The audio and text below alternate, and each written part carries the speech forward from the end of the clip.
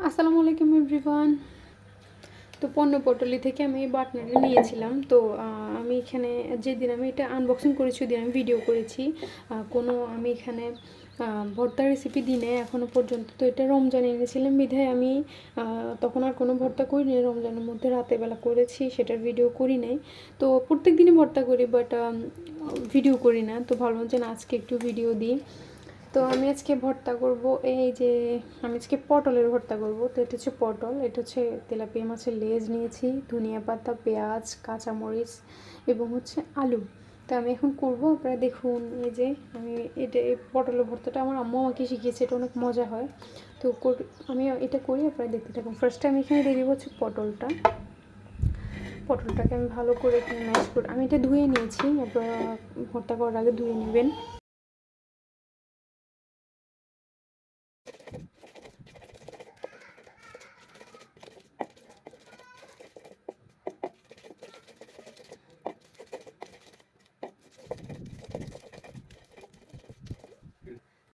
তো আমার পটলটা ম্যাশ করা হয়ে গেছে, তো আমি এটাকে সাইডে নিয়ে নিয়েছি। এখন এখানে আমি দিয়ে দিব হচ্ছে আলুটা। তো এই যে একটা একটা করে দিয়ে নিব। তো এখন এখানে আমি আলুটা নিয়ে এখন আলুটাকেও ভালো করে ম্যাশ করে নিব পটলের মতো।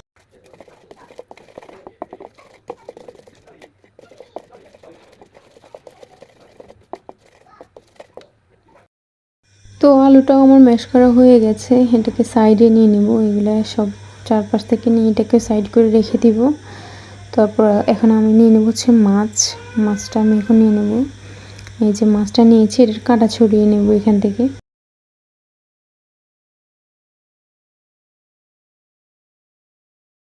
তো এই যে দেখতে পাচ্ছেন মাছটার থেকে কাঁটাগুলো ছাড়িয়ে নিয়েছি। তো এখন এগুলোকে ম্যাশ করে নেব সুন্দর করে।